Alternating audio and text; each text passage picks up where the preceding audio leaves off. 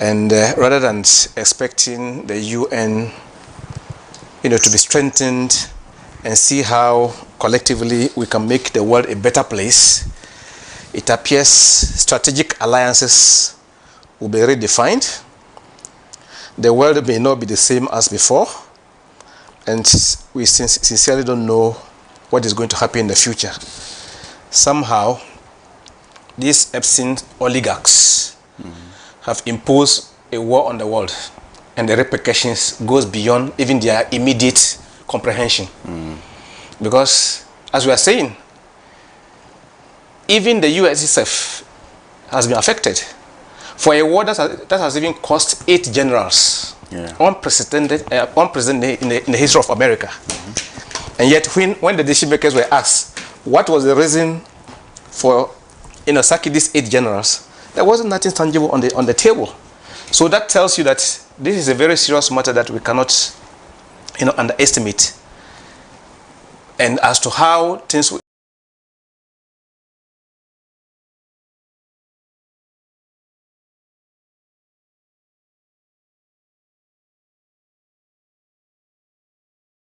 Option 1 is an escalation. Remember, Mr. Trump has put a deadline on the table for the opening of the Strait of Hormuz. The Iranians are saying they've lost the key. That they don't have, they've lost the key. So that's a tough response. And that for them, you are talking of a country that makes resistance its strength. That for them, resistance is their strength. And then you have a bully on the other side who keeps threatening.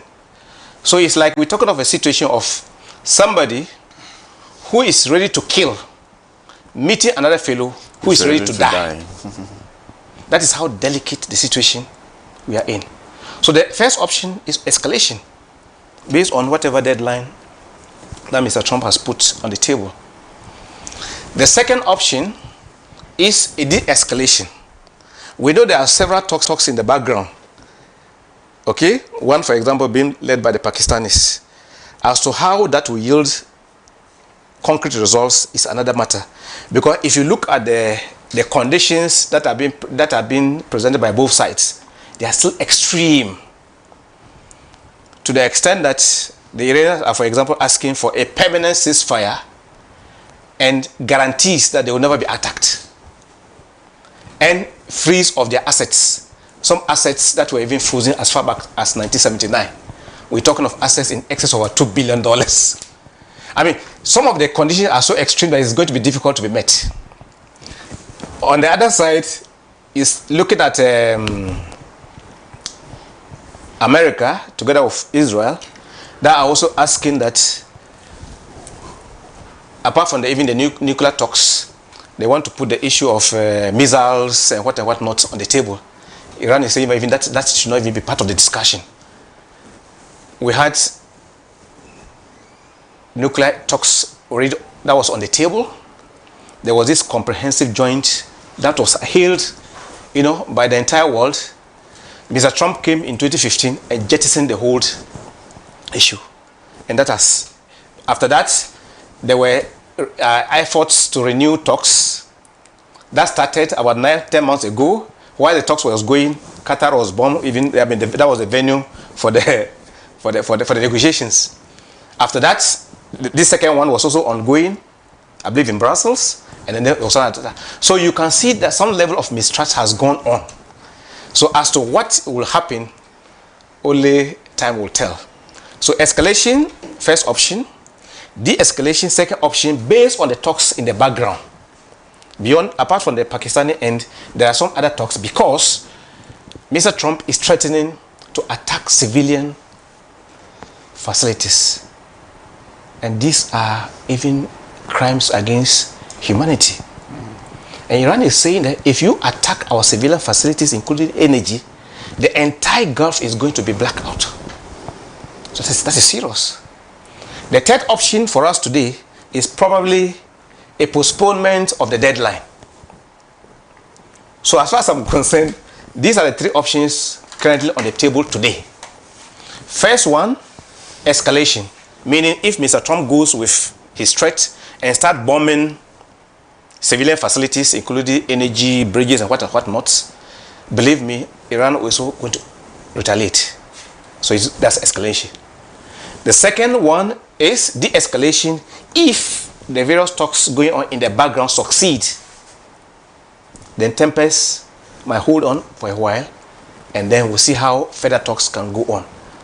The third one is if he comes to his senses, Mr. Trump, and he extends the deadline, then that may also postpone the danger ahead of us. Having said that, definitely all this is just to paint a picture of the situation we find ourselves, and that yes, it's obvious that it will begin to bite. Fuel is so critical to our daily existence that no matter what, particularly in our context, if you look at our transportation system, there's so much reliance on fossil fuel. So even in terms of in our energy, the same thing. So to the extent that prices of crude oil is wobbling, it's not stable at the moment, definitely, and price of fuel is not often futuristic. It is based on market expectations that currently I think we're talking about 110, 111, I believe. On Monday I think it came back a bit to about 108, and then based on certain comments that Mr. Trump made again, then today it went to 108 and then to 111. So it is based on this that definitely we are also going to be affected. Indeed, we must also state that as far as global shocks are concerned, it's part of economic management. So no country lives on an island. Right. Whatever happens elsewhere has some, in one way or another, will affect us as a country. So the question is, what is the resilience that we have on the table in order to absorb the shocks? So that this comes to a point you were making, that some are already suggesting that, okay, the one CD levy that people tell Dumsor levy or D levy, that's what people have decided to call it, that was imposed a couple of months ago, can it be looked at? Of course, it's an option, right? The second is, how much fuel do we have in stock that we can absorb the crisis in the interim, and then see what happens in the next couple of weeks, or I hope it doesn't even go up to a month, right? Again, that depends on the amount of fuel we have in stock.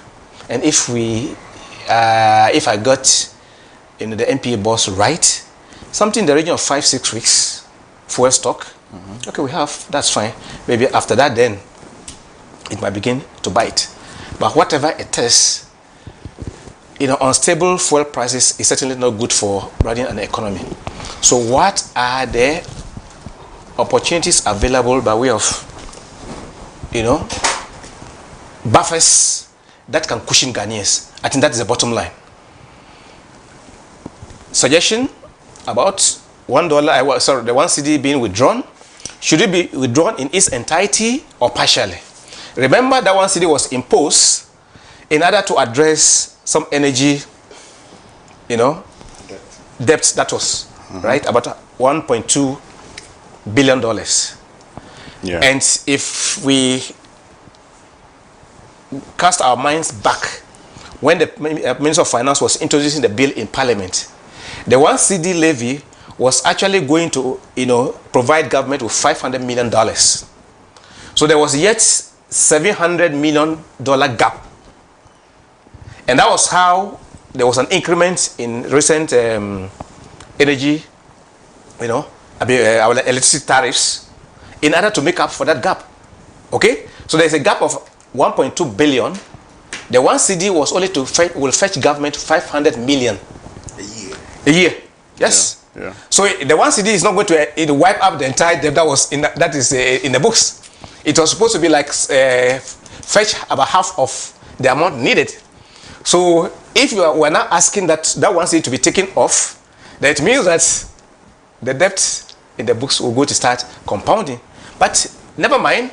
It is the duty of government to say, okay, if in the interim, even though there was about $1.2 million debt there, and we're expecting the D levy to fetch us 500 million, and then the other 700 million will be taken care of by way of tariffs and other measures, under the circumstance, can we take part of it off, or do we take the entire thing out? And then the question will now be, where will the government going to get the revenue to fill in that gap? Mm-hmm. That's the question. So that requires entire, the discussion of the whole economic situation. It's possible to do it, but it has got its implications. So for now, I would say yes, if it's possible to do it, government should look at it. But in this is a time that government must wake up, or must come, up and take the citizen along. That what are the options on the table that are going to be used? So that there's a need for government to give us some guarantees. But whatever it is, we are going to feel the shocks. As to how those shocks will be absorbed, at least it is incumbent upon government to see what it can do and bring the citizens along. I think this will be my preliminary comments. I'll stop here. So I'll allow my brothers to also, and then if there's the need to maybe come up again, then. Right. Let me now come to Solomon. So Doug makes the point that look, it's the duty of government to weigh its options. I mean, to start to say that look, we've imposed this 1 cedi levy, but due to the times and what is required, we are taking this, levy off momentarily. But then again, he also says that doing that would also mean that the debts will continue to compound. The $1.2 billion that we owe, as far as the energy sector is concerned, that those debts would continue to compound. Then, so it becomes critical when, for instance, I'm going to put that in economic terms. In economics, you have a lot of items on your scale of preference, and then you have to satisfy your most pressing needs, and the ones that you do not satisfy becomes your opportunity cost or real cost or true cost. So at this point in time, I mean, we are looking for solutions. At this point in time, what should be the opportunity cost? What should be the real cost or the true cost? If, for instance, we are saying that look, because of the times, we are going to take away this 1 cedi Dumsor levy or energy levy, so that Ghanaians can have some respite. So that instead of the 14 cedis they are buying for diesel, they are going to buy it at 13 cedis. Then it means that some other sector of the economy would also suffer. Do you not think that that is the case? That is true. In economics, you cannot. It is pretty difficult to avoid opportunity cost. Very difficult, because economics is about scarcity. Yes. So once it's about how you manage the meager resources available, then it means that there's always going to be opportunity cost. So the managers of the economy should. It is incumbent on them now to calculate the opportunity cost of removing the 1 Ghana cedi tax imposed on us by Ghana's parliament. I don't think it is within my ken to do that calculation. It is not within my ken.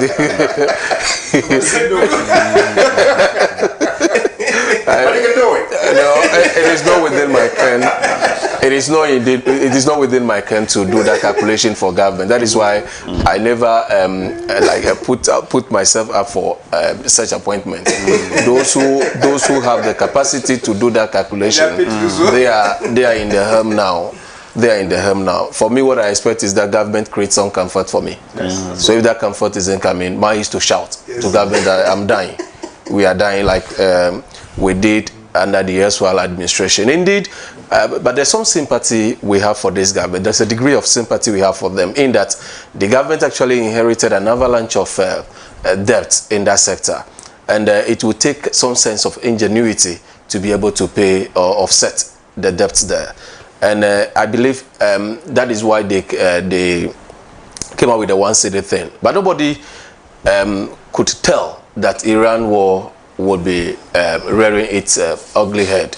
Otherwise, if somebody could tell that, it means that our managers of the economy have actually developed the skills of clairvoyance to be able to tell the future that this is what is going to happen. But they are just mere mortals like us.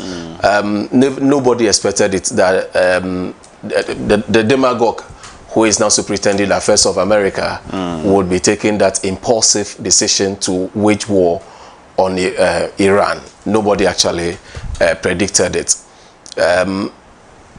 Look, the Constitution of Ghana says that it is incumbent on government to make us happy, to make every single individual in Ghana happy.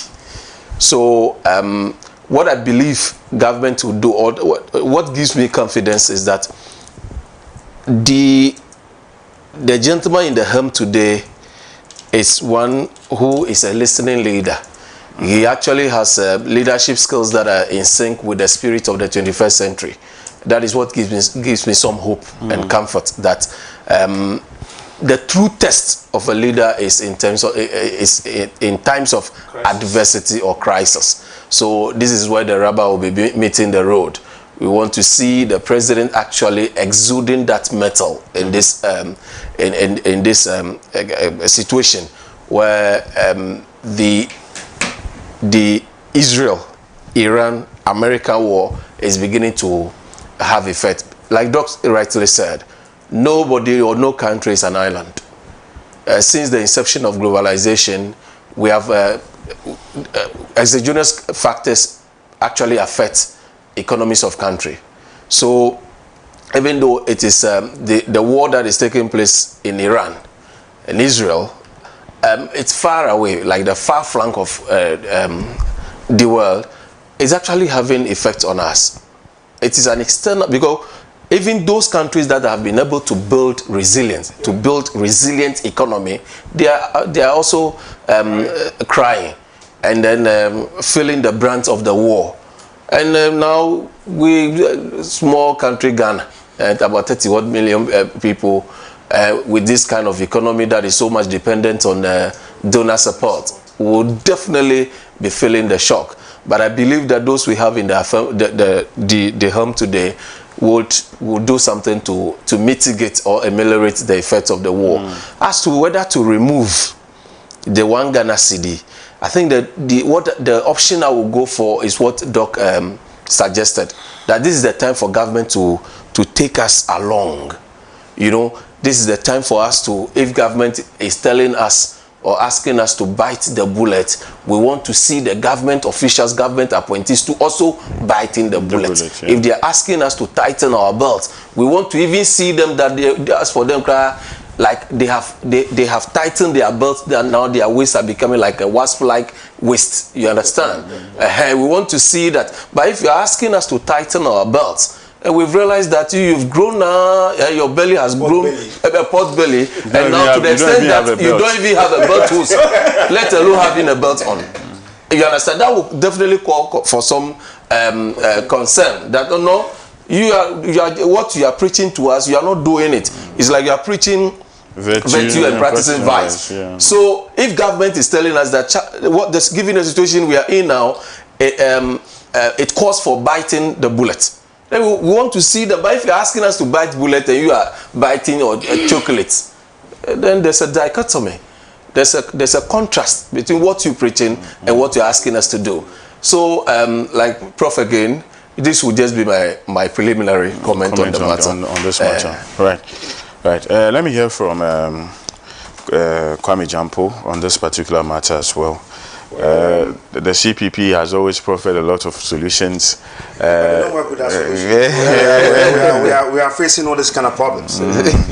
You know, I would agree with many Ghanaians about government taking off the Dumso levy.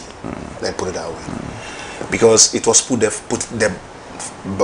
because of the purpose. That was the money was put in there, and it is what is $1.2 billion. That is why government introduced the debt. That's why government introduced the D-levy. Now it's since 16 July 2025 is when it started. Today is on the 7th of April. So how much has it accrued? Because the amount there will never be 1.2 billion again. It will definitely be reduced. Yes. To definitely be reduced. So at least they say the president has traveled to France I mean, then he's having a cabinet meeting on Thursday, purposely because of these things. I mean, I think if he comes, he together with his team should listen to the cry of Ghanaians. Even if they can't tax some of the taxes too, in addition with the D-levy. You know, when we were buying the fuel at a cheaper price, we were very, very happy. Yeah. Very happy. I mean, I can cruise from my easy, but now I can't cruise from my easy. It's a diesel car, so therefore, if you go to the pump and you say, you don't even look, oh, I mean, 500. Then you see the back. Now the back do like this. So definitely, you should listen to the cry of Ghanaians by reducing some of the taxes in addition with the D-levy. My problem is, this 1.2, the debt at the sector levy, who caused them? And what has been done to those people? That the ordinary Ghanaians are suffering. Very good. What has been done? Very good. It's like people have wasted their money, take decisions on their own to their benefit, not the benefit of ordinary Ghanaians. And the ordinary Ghanaians are the one paying the $1.2 billion levy that it has been caused there. Why? Should we always be a scratch my back issue? Yeah. Why? People must bite the bullet. Yes. Bite the bullet. Next year will be an election year. Critical election year. People may not even have time to be taking these things to court. Because some people want to retain their seat as parliamentarians, others want to become flag bearers and follow people, so on and so forth. So all these things must be done before we enter next year. If these things are not done, those who have wasted taxpayers' money to the extent that we are suffering today must be held responsible. You see, that issue of softness in tackling corrupt officials is becoming one too many in this country. Yeah. It's becoming one too many. So if the president come back, he should listen to the Ghanaians, and even not the ones he left you. He should even add some of the taxes you added up. For a period, because I don't think the war would last for a year or 6 months. For some period, then you bring it back. When we go back to our normal pump buying system, then you bring everything back for us. But for now, because the moment fuel prices increase, it affects everything. I think I understand your concerns, but then again also what I'm also thinking about is that, look, we decide that we're going to take away this task already, this tax. That already there are some taxes that government has done away with. So, for instance, we are not. You should add more. Yeah, because Ghanaians are. You see. I agree. So this is my point. Already there are some taxes that have been taken off. The emissions levy has been taken away. COVID-19 levy has been taken away. VAT rationalized. VAT, exactly. Then we have e-levy that has been taken away as well. So all these tax regimes were bringing in some revenue.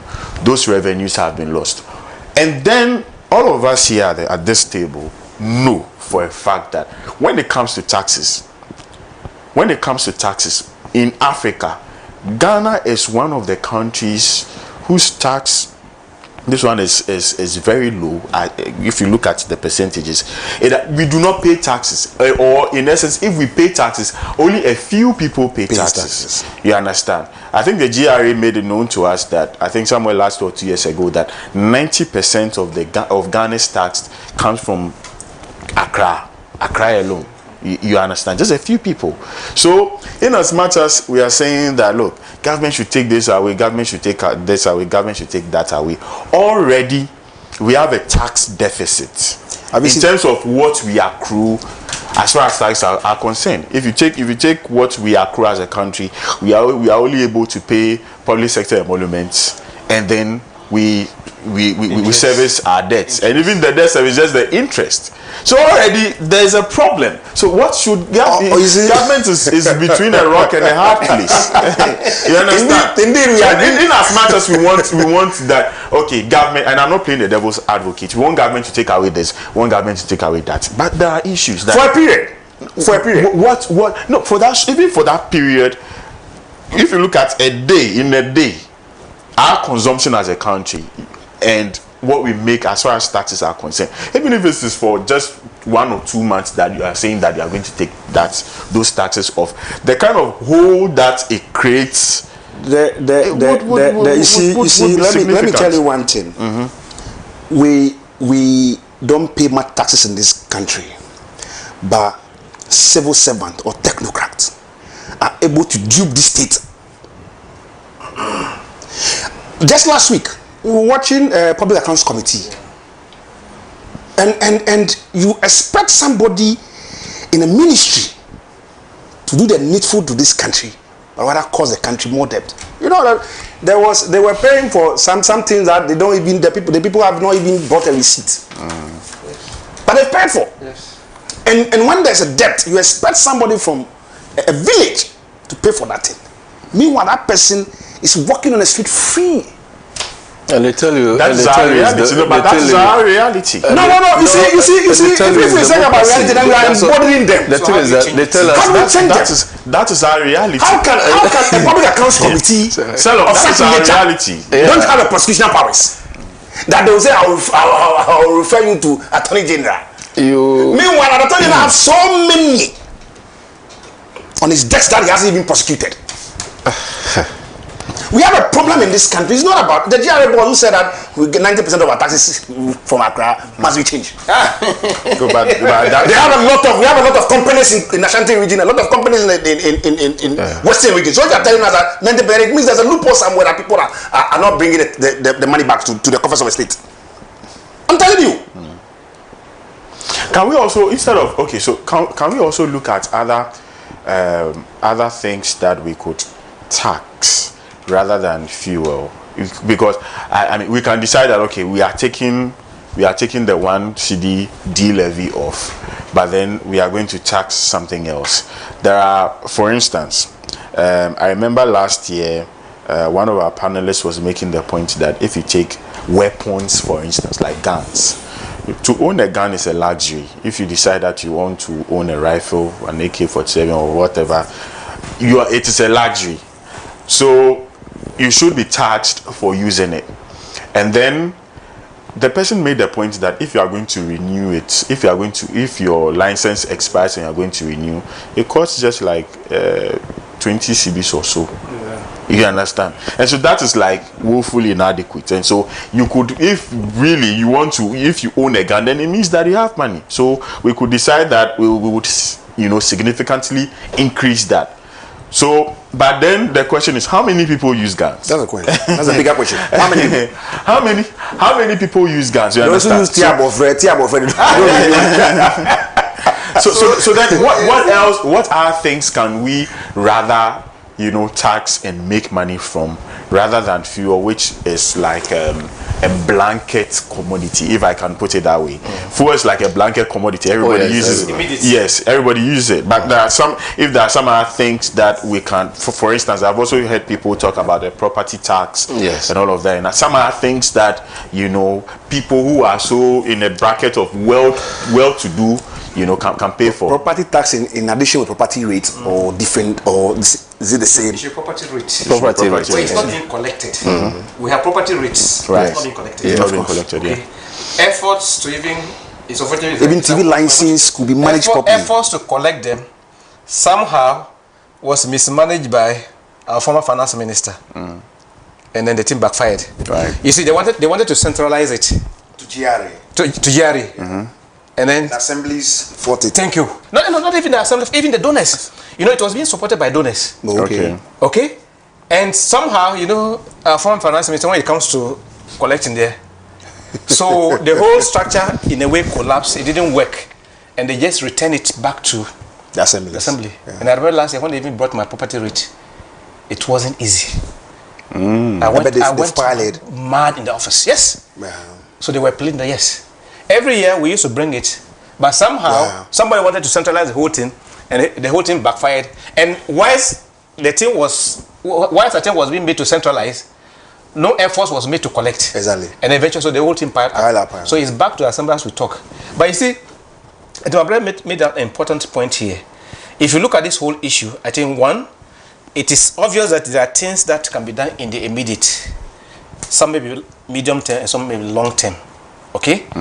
The issue of piling debts, reckless decision by civil and public servants, and then in the end, the ordinary man on the street will be asked to pay by way of tax. It must end.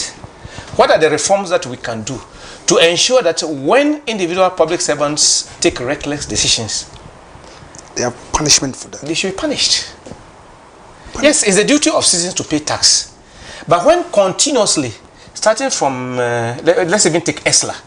Remember the background of ESLA had to do with to clear some of this debt. and it even had a sunset clause. Yeah. That it was going to be for 5 years. Of course. After which it will go off our books. Yeah. Right now, it is even there on our books. And then it has been added at a point. It was even used as a guarantee to take loans. Loans, yeah. So, like he's saying, how long would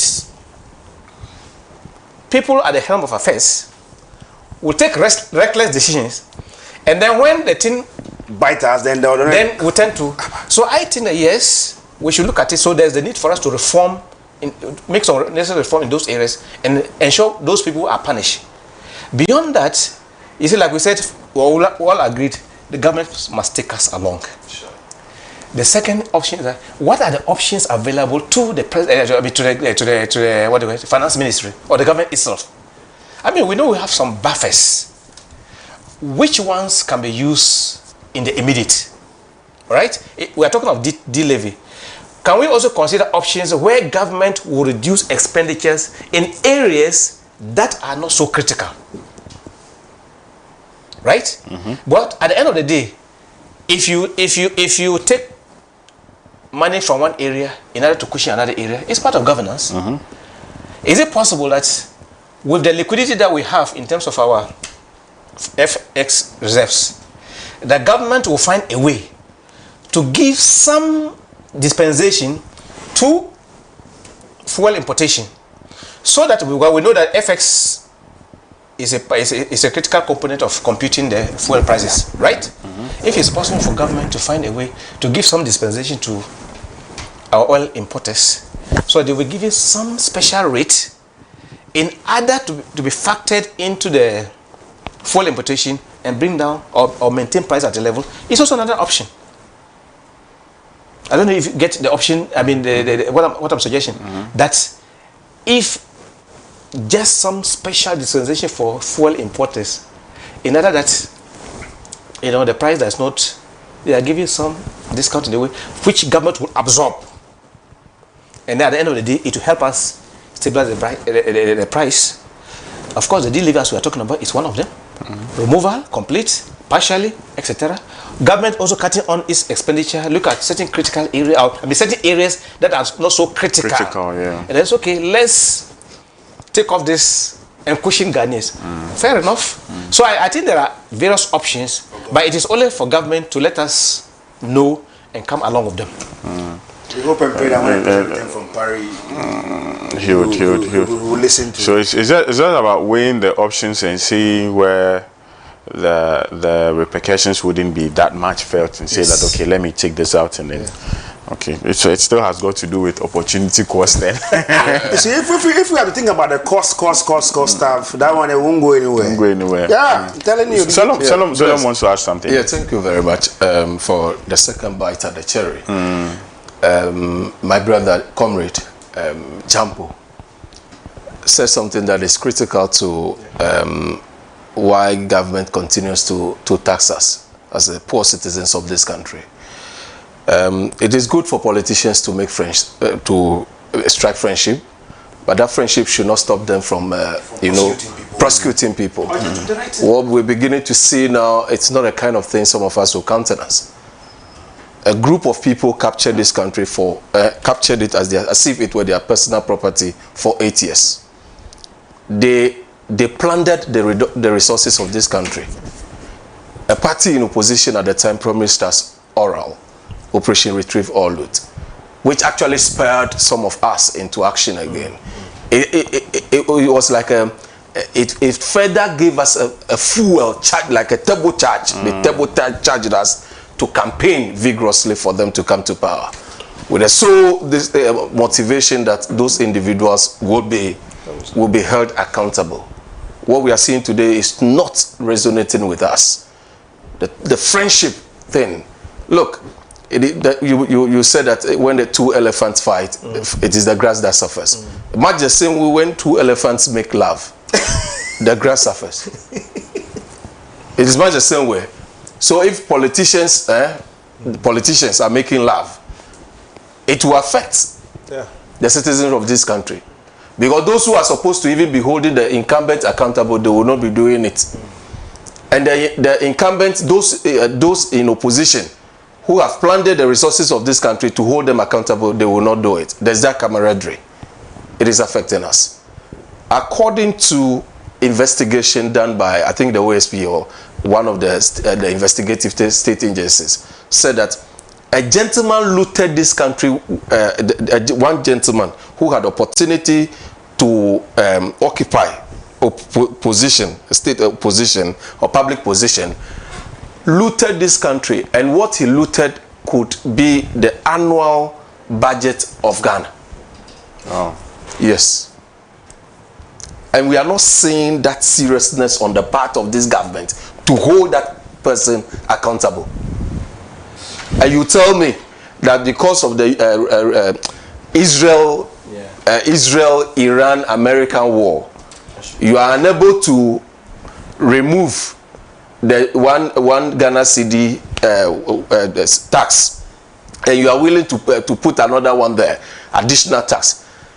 Some people would, because of your inability to prosecute those individuals, people will take you to task.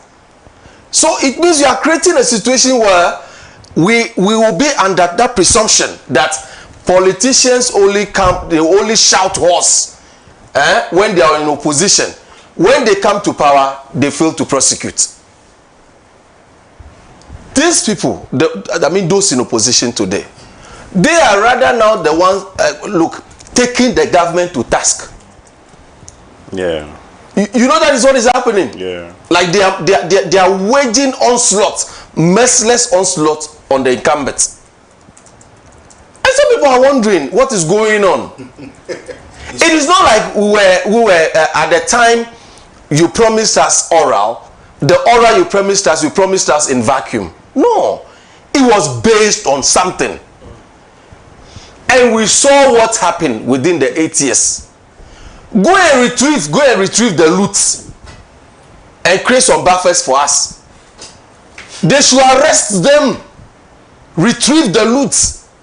If that is not done, I continue to say that this democracy will be on the brink of collapse, because citizens will lose confidence. They have started. You know, the last when was that? The 30th March, when we had that privilege to meet the president at the Jubilee House, the presidential dialogue. When I asked that question about oral, look, I'm sure they have people who go through such things like social media to see what is exactly comments by people. Look, it resonated well with Ghanaians. People comments, some of the people who commented, they said they voted for the NDC just because of oral. And indeed, that was the sentiment that fueled the campaign for the NDC. I've heard people say that if the NDC doesn't do anything at all and just prosecute that one. Look, if they don't do anything, but they are able to prosecute one or two people convincingly, convict. Not only prosecution, not go and bring some wishy-washy prosecution, that will not stand legal test. No, we want that. Look, what is it called? Watertight prosecution that will successfully result in conviction. We want those individuals convicted, the loot retrieved. So if you are telling us that we want to even add 2 cedi to the 1 cedi, Ghanaians will say, go on, no problem. But you are unable to prosecute. Look, somebody, ESLA, which was a tax legislated by the representatives of this country. Somebody, because of his greed, decided to collateralize ESLA. And that person nothing is being done to that person. Look, now if government removes that thing, because the war, we cannot because we have a demagogue and somebody who appears like a schizophrenic personality, who is the one, you see, that is the one superintendent affairs of America. Yes, you see, you can't predict that person. You understand? So this war, if we say, okay, maybe this war will last about 1 month. It will not. Correct. Even the stories that they show the oil. Good. Because that is the hub. You see, that is the hub of global energy. A lot of them have been destroyed. So government should start, like Doc said, they should take us along. They should start telling us that, Charlie, the way the things are going, we are unable to even remove this tax. Okay, but government will find ingenious way of mitigating the impact of the global effect of the price hikes, the price hikes. That is what we want to hear. But as for arresting, those who plundered our resources, it's important, very important, because look, this Easter festivity, the holidays. We saw how they were commingling at places. I saw some of those videos. People called me, Dramani, can you see your people? And you are there always shouting. Can you see them? Can you see the cozy atmosphere in which they are? Can you see them? They were commingling, hobnobbing, and I said, wow. Some people send the videos of those individuals and they say, you are sure that these people will implement this your oral thing? But me, I will be a self-styled advocate of oral. And the government, His Excellency President John Dramani Mahama. That politics is not the fact that they are on opposing side does not mean they are enemies. No, we're not talking about enemies. Yeah. Yes. We're talking about accountability. What even actuated that comment? You should find it curious. That's what they say. But somebody specifically said that thing. I think that you should be enemies. Oh yes, you should be enemies. If you are plundering the state, you are an enemy of the state. We are enemies. We can't be friends. If we are friends, then it means that there's something going on. Yeah. There are people within the NPP who don't see eye to eye with me. Yeah, because of why? Yeah. Because of my stance on this. Because they believe you are part of them going to opposition. Yes. Yeah. And they are in opposition. Still, the pressure is on them. Yeah, there's no way. Look, our friendship, even if we are, I will tell you that, Charlie, yeah, but you will be going into the cooler. Be ready. Okay? Much as we are doing this thing, you will be going there. Because the thing is that, you see, what government must know is that the Constitution of Ghana, if for instance, if today, His Excellency John Dramani Mahama, through his Attorney General, is waging onslaught, ruthless onslaught on prosecuting members of the NPP or members of the Akufo-Addo regime. If he's doing that thing today, he's not doing it for himself. He's doing it because that is what the Constitution of Ghana says that he must do. Because the Constitution of Ghana says that the sovereignty of Ghana resides in the people of Ghana. In whose name and for whose welfare the powers of government are to be exercised within the limits laid down in this Constitution. That's what the Constitution says. So if President Mahama today is prosecuting Akufo-Addo's former appointees or appointees of Akufo-Addo, John Dramani Mahama is prosecuting them through the Attorney General. John Mahama is not witch hunting. Because the thing is that if there are witches around, we should hunt them. Yeah. Because of their adverse repercussions on the economy of this country, when we see witches, we should hunt them. When we see wizards, we should hunt them. And you are dying with the wizards and witches. Of course, it's important. You see, because if this government fails to prosecute oral to the satisfaction of the people, you know how politicians will appear. Politicians will just appear like merchants of hope. Just merchants of hope. They will never give you satisfaction. They will only be selling you hope. That today I am the hope. I incarnate your hope and aspirations. You vote for that person comes to power. That person will never satisfy your the hope that you had in that person. Look, he should prosecute them. Alright, we still need it. Even look at why the president should call the chief justice, even though that is a different arm of government, but there's a synergy, there's a symbiosis. To start running shifts, the court should be running shifts. We want to see some sense of urgency and purpose. Then, because the president will tell, through some of these people, they say there's a rule of law. So if they see or observe some technical whatever, they will exploit it. But the poor farmer somewhere.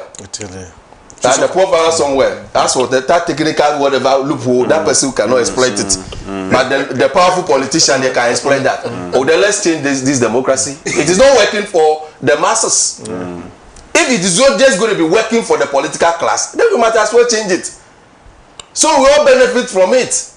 Otherwise, look, today Ghana has sent some people to the US because the US government needed those individuals. They call it extradition treaty. Yeah. Correct. But US is always reluctant to send Ghanaian who has breached laws of this country. US doesn't want to send those individuals here. Today, they say there's an individual, there's a young man who has been involved in the cyber fraud. And the courts are, readying that individual to be extradited. I suggest on this platform that government should do a quid pro quo arrangement now. If you don't bring Kenoforiata, we will not send the guy. How about that? It means government is damn serious. You understand? Otherwise, then it will just be very easy. The day you hear that your government, your party has lost power, travel outside because you know the things you have done.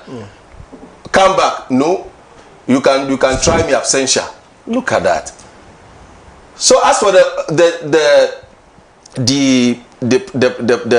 branch of the oil prices, like what is happening now, we will definitely feel it.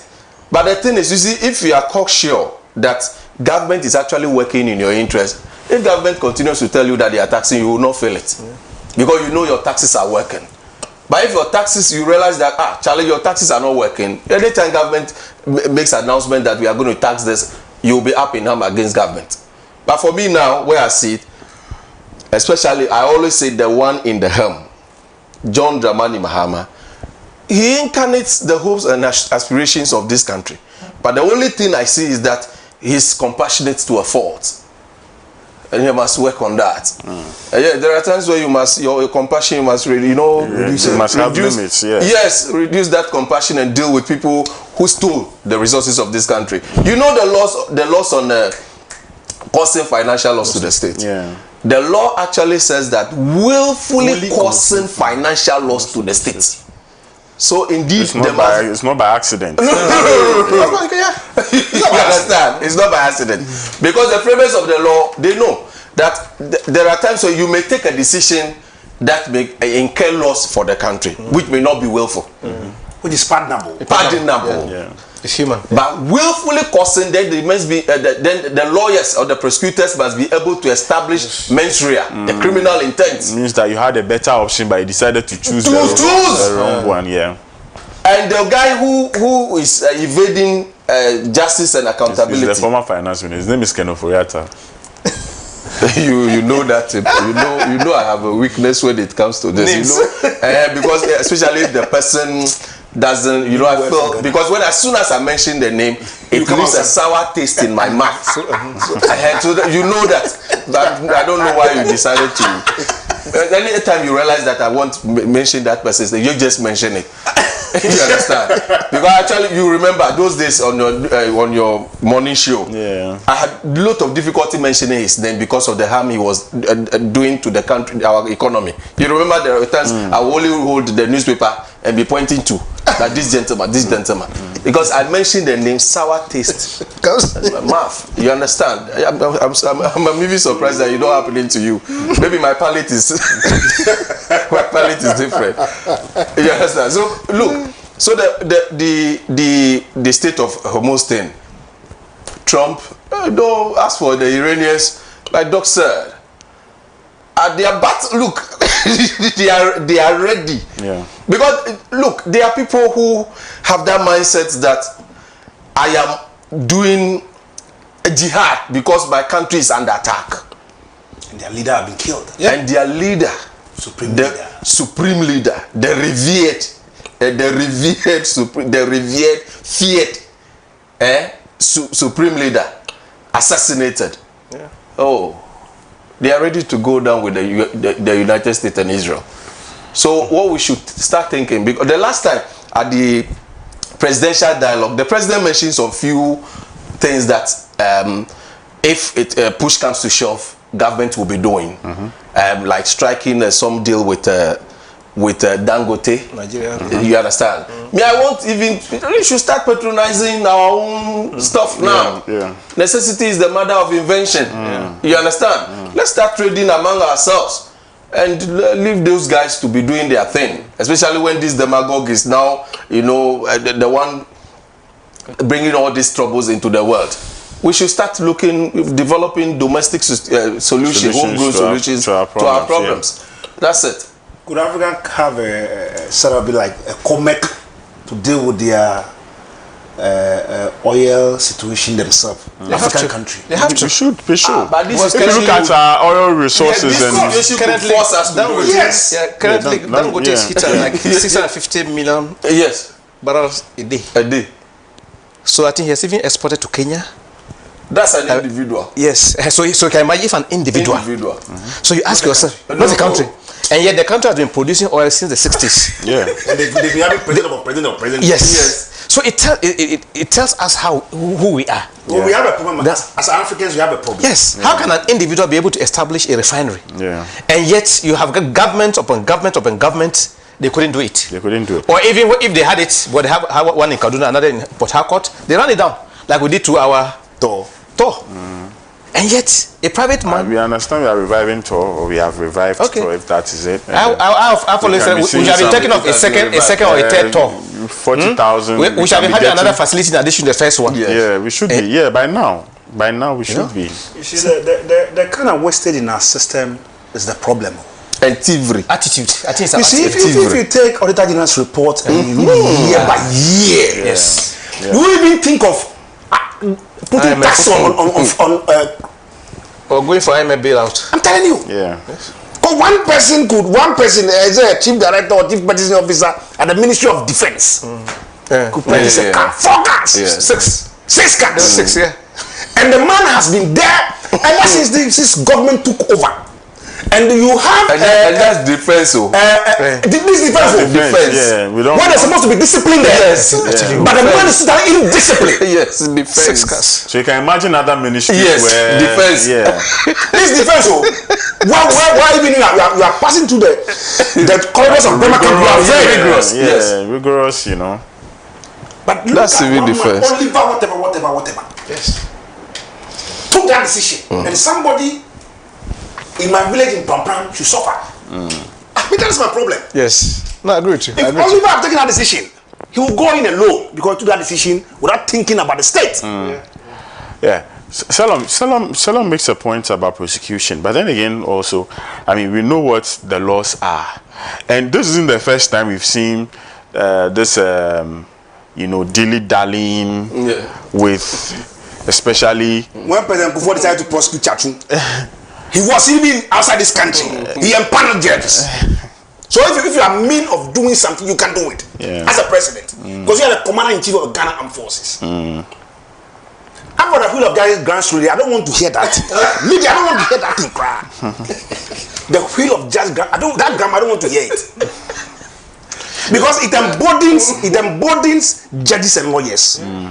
So you go to court, then the judge may sit down and adjourn the case 2 months, 3 months, knowing that you have 6 months in a year. Or even the lawyers to also be. The lawyers to use the technicalities to file this thing But that is the. Yeah, so if that's the democracy is bad. That's the dark side of the law. So if we have to refine that, so the laws must be refined. Yes, because the Chief Justice and Attorney General must sit down, because you see, Ghanaians are losing interest in the politicians.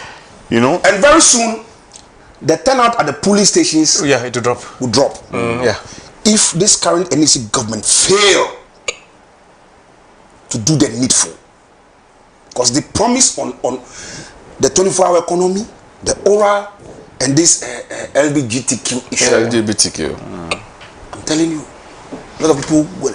And you see the chiefs and the pastors who are trooping into the president's house and offices, pleading on behalf of people must stop. Yeah, I hear that shit is going on. Yeah. It must stop. But we never voted for those chiefs. Of course. The president should be. We never voted for those. No, because of his softness nature. You know that the sexual compassionate the compassion and so on and so forth. But the president should know that. Ghana should know that the current crop of youths too. They want. But you know that the president talked about this Nana B's issue when he was campaigning. Nana B's issue about this kind of Mushosho rights or whatever it is. Yeah, what has happened to that issue? What has happened to that issue? Yeah. That was the president himself, not the communicator. The president himself said it on one of the campaign platforms. What has happened to that issue? Was he lying to us at that time? Or maybe there's something about power that Look at Kwalugu Dam. Yeah, Kwalugu. Yes. Look at Kwalugu Dam. Look at this thing. But so is it that investigations take too long? Because the Attorney General himself has said that, look, he can't just get up and go to court and say Agreed, that, you know, he needs watertight evidence before he goes to court, and that takes some time. There are records. This is not the first time such a thing is happening. There are records to show that when another government takes over power or takes over the reins of government, when that government decides that they are going to prosecute people, it could drag on for years. Sometimes for the whole tenure of that government, that the prosecution is still ongoing. That is because, in as much as we are here saying that we want action to be expedited on these issues, the reality of the matter is that this is what the law says. This is the kind of evidence that you are supposed to provide before prosecution is done. You understand? And so if the Attorney General says that, look, yes, according, and the Attorney General is not above the laws of Ghana. If the law says that these and these are the things that he ought to provide before someone is prosecuted, so that you have empirical evidence that this person has committed this crime, he can't just get up and go to court and say that, look, Ghanaians are saying that this person stole money. We know that this thievery has happened, but then that evidence to present to the court that, look, indeed this person has been found culpable of so and so crime, becomes the problem. It does not happen overnight. Sometimes it does not even happen in 4 years. You know, this said in Tamaklo issue, see how long it traveled. The other issues that have traveled for a very long time before a conclusion was arrived at. Even now, said in Tamaklo is not in Ghana. She's not in Ghana. You understand? And so, in as much as we want action to be expedited on these issues, the reality of the matter is that the law says that provide evidence. You can't make conjectures. You can't make speculations. You can't say that this person stole X or Y amount of money when you haven't provided the evidence to buttress or to back your claims. When the Attorney General was making the press conferences mentioning names, was he having evidence or not? No, the fact that but the truth of the matter is that the fact that the Attorney General has made those claims does not mean that truly the person committed a crime. The process ought to be gone through. This is Attorney General. Why was it? And I'm telling you that he is not the final arbiter in the matter. Okay. You understand? He's not the final arbiter. He says that, look, this is what I have found, and what he has found is subject to scrutiny by the courts. Yeah, so, you understand? Yeah, it is subject to scrutiny. Yeah. And if we want the laws to work, and we so want to believe that the court should be independent, as we think that it should be, then it means that by virtue of his position as Attorney General should not have any effect on the outcome of any case. If Nana B is found culpable, then he's culpable. If he's exonerated and free of any blame, then he's exonerated. Then the law has to be followed. Were you in this country when Gregory Afoko was set by the court to go home free? Were you in this country? Gregory Afoko. Yeah? I was. That one wasn't law. I'm asking you a question. But you see, you see, my point is that we want institutions strengthened. Yeah. We want them to work. Yeah. It is not at the whims or caprices of a particular president or government that the court should be doing something. You know, it happened here in this country 2-3 years ago. It happened, and we spoke against these things. That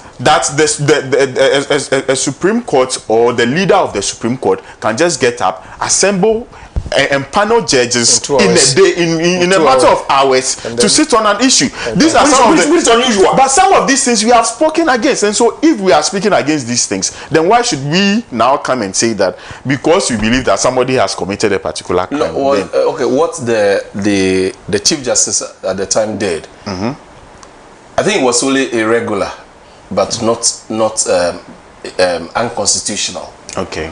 It was just irregular. Yeah. But not unconstitutional. Okay. So me, where I sit, I want that kind of action. You understand? Like what the woman did, that kind of thing, to show the sense of urgency that we mean business. We are prosecuting people, courts running shifts. So midnight, you as a journalist, you go to the court and cover news. People are being tried. I want to ask you a question. Do you have any confidence in the Supreme Court as it is currently? Would you say that you have confidence? I'm asking these questions because there have been times when the Ghanaian did not have confidence in the Supreme Court. You understand? And there's one thing, there's a little law that I studied back in the day, you know, that when judges are tried themselves by the public. Of course, yes. You understand? Yes. We try judges by their decisions. We put them on trial. You know, we put them on trial by their decisions. Yes. And so, by the actions of these judges in time past, our verdict on them was that they weren't doing right by Ghanaians. So then my question is, are we confident in the courts currently? Are we confident in judgments currently? Already there are some cases that have been, I mean, there have been some cases that have gone through the courts, and people have said that yes, it's despite the fact that this is a case that has got to do with this government, the court has opposed it. Yeah. And people are saying that, I believe there has been some improvement. You understand? You see, clearly in previous times you could see political manipulations, and as a result, they lost trust of the public. For example, personally, I have never forgiven the Supreme Court for rendering. Okay, Sal is even one of them for rendering, you know, birth certificates irrelevant. That was outlandish. I have that civil registration across the world. And I didn't reverse it. Sorry, that's not here. So I know the value of birth certificate. So for a whole Supreme Court to dismiss the value of a birth certificate, I thought it was. I believe that time I think we were in Guinea-Bissau or something like that. So some of my colleagues who were in the electoral department, what's happening? Because we read around it, that kind of thing. A whole Supreme Court. So for me, that was a clear political manipulation. Again, if you take Sal as you mentioned, again it was it didn't make sense. gerrymandering.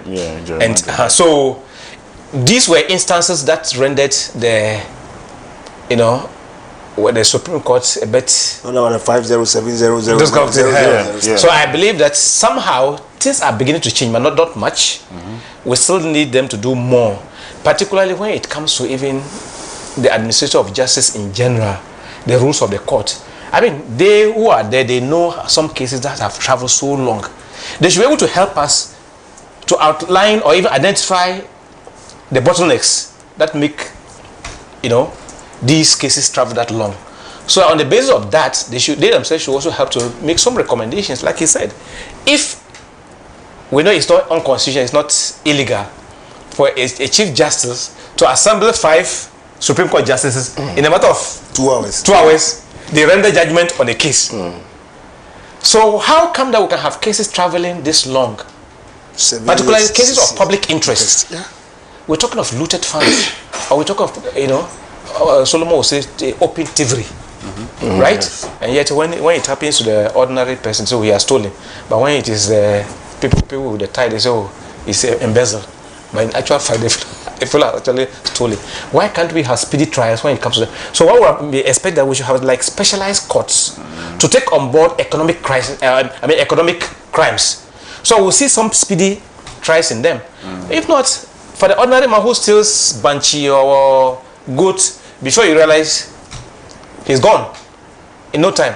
But when it comes to politicians, money is it will travel, you know. Travel the length and breadth of. So I think that there's some need for reforms within the, you know, judicial setup, so cases can be dealt with, particular cases of public interest can be dealt with expeditiously. I think people have confidence in the current Chief Justice, and they have to prove us wrong, right?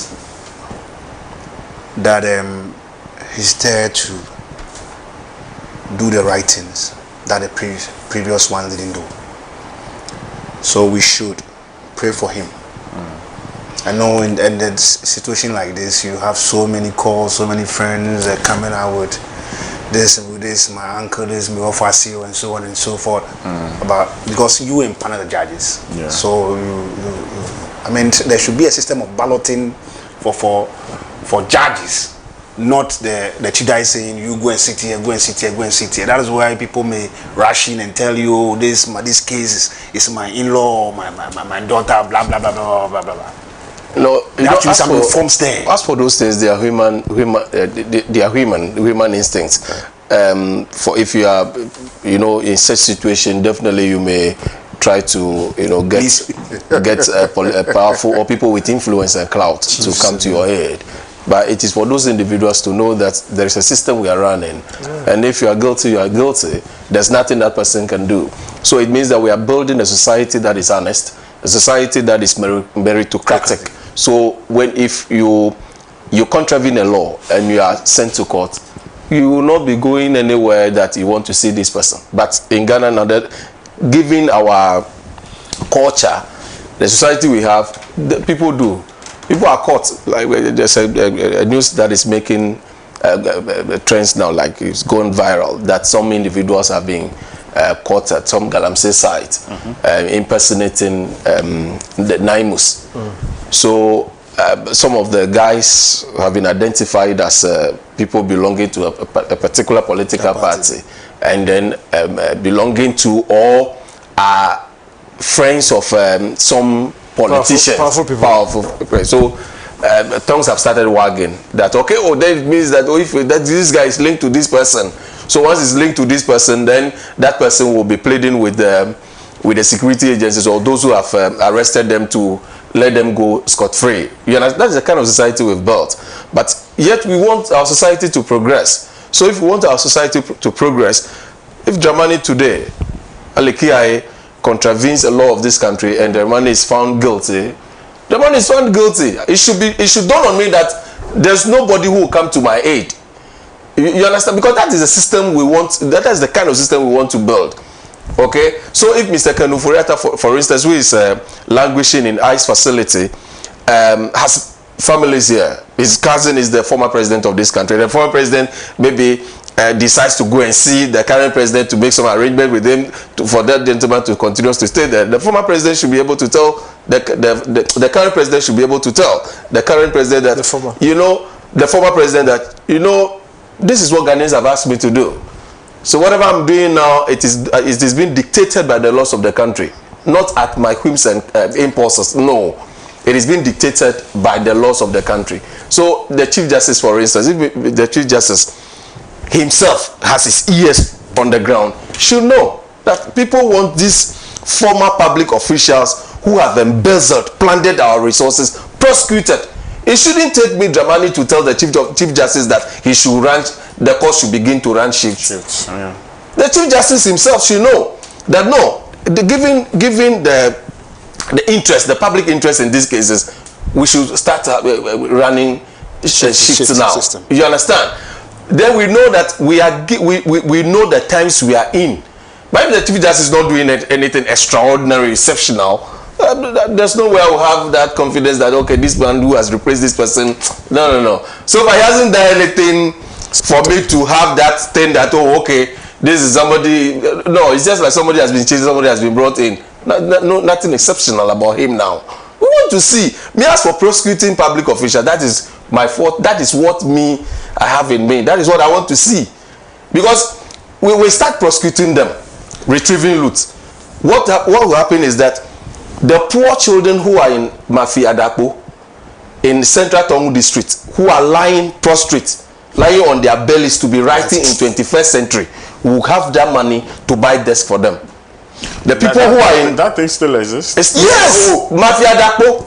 You take your camera. I went through it some years ago, somewhere 95, 96. So, it is still in the system. In the system. Yeah. Mafia Dapo, Mafia Dapo in Central Tongu district. We should be long gone past that. So, yeah. The monies looted by those individuals could fix the Mafi Dover, the Vima road, which have now developed manholes. That money could fix those roads, retrieve the loot, fix those roads. Now that money could even get this what the president is building now, what he's promised to build for farmers, farmers service center. Fantastic idea. Look at the number of tractors that the government will be buying. Some of those looted funds could buy those things, and at least we will have some at Central Tongue. To be plowing your lands. To be plowing our lands. You understand? We have some there.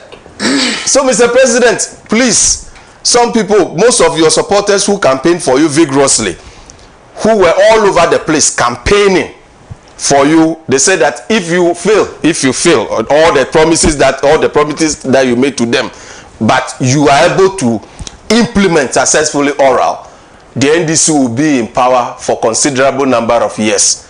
But if oral doesn't see the light of day, it will affect the electoral fortunes of the NDC. That's what the people want me to tell you, because they are not having the opportunity to be here. So they say, as a self-styled advocate for oral, I should tell you this, Mr. President.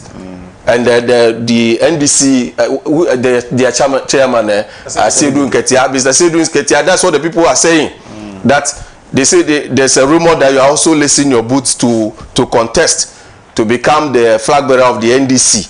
And all those who are nursing that ambition, please tell the president to implement ORA. If he doesn't implement the ORA, your ambition of succeeding His Excellency John Dramani Mahama will be difficult. If you even succeed to replace him, the electoral fortunes of the NDC will be affected at the polls on 7th December 2028. So, Mr. President, ORA and Attorney General, please, I know your legal training is somehow getting you manacled. Your legal training is such that you put watertight evidence to that place. Yes, that is it. But there's a political one too. That one shouldn't be lost on you. There's a political mileage to be acquired or possessed if you are able to take this oral training through. Because if you are unable, because of your training, to put those people who have planted the resources of this country through trial for those loot to be retrieved, you would do your party harm. You would cause your party some electoral advantage. That is what will happen. Attorney General, please make sure you bring Ken Ofori-Atta back. His party? His party, yes, because his party, because Ghana is about party, they say party. So his party is NDC. Who, the Attorney General? I mean, no. The Attorney General is a member of the NDC. Oh, okay, yes, the Attorney General. You thought the Chief Justice? Yeah, no. I thought it was the Chief Justice. The Attorney General. No, it's the Attorney General. He's a member of the NDC. Yes, exactly. Okay, so if he doesn't, get this oral thing through successfully, it may affect the electoral fortunes of the NDC. You understand? And as somebody who has a soft spot for them, I want them to succeed. You understand? So on this case, people are beginning to know that this is a self-styled advocate of oral. And it comes at a risk too. Yeah. You understand? It comes at a risk. Yes. Thank you very much. Let me take. I think you have PDA joining you in that fight. Yeah. President He's fighting the land. He's on land. We are all the things all the crimes that took place under the Eswal administration. We want those let me take the last words of Dr. Aminu? Well, I think we are in a very critical time. We can only hope and pray that divine intervention will find space with the various actors, particularly with Mr. Trump, because whatever he will say, whatever he will decide, is going to make a very significant impact. And locally, we want to insist that government must take the people on board. Let's look at the various buffers at our disposal, which ones the government can give way in order to give us some hope. Whatever it is, things are going to be harder before it gets better. Because you see, whatever fuel we have now, most likely are those who pass the Strait of Hormuz before the closure. So these are the ones that have got into the refineries and have been, okay. New ones are yet to.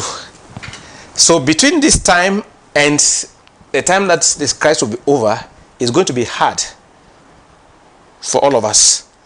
So whatever avenues that the government can present to us by way of cushioning, we need to know.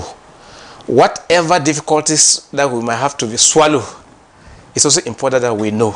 So once again, governments must take us on board, and then governments should look at the various areas that some sacrifices can be made in order to cushion us. The bottom line is that Ghanaians have suffered for some time now, and we need the cushioning. What are the sacrifices government can make, and which are the areas for us to be able to get along with them? Thank you. I'll be looking forward to that as well. I mean, when the president returns from Paris, I mean, we should know exactly what sacrifices would be done. Where I mean, it's really important. I thought that by now we should have even had that. I don't know.